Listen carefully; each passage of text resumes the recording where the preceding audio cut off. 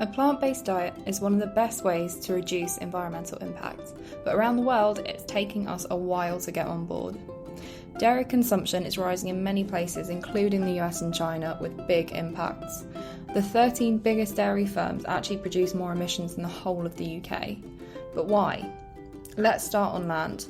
Trees and forests are cut down to make room for cattle and cattle feed, wiping out natural habitats, including carbon capturing trees, and replacing them with monocrops and methane producing livestock.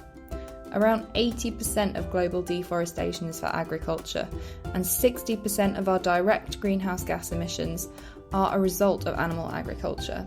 And that's before we even get started on biodiversity loss.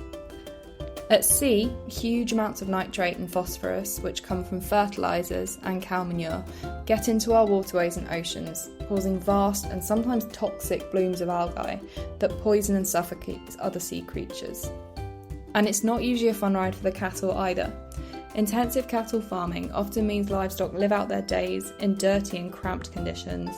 Calves are taken from their mothers at birth and sometimes sent to slaughter without having been outside.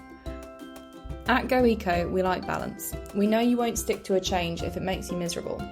So rather than cutting out dairy completely, why not try targeting specific areas one by one? For example, could you put a plant-based milk in your morning coffee?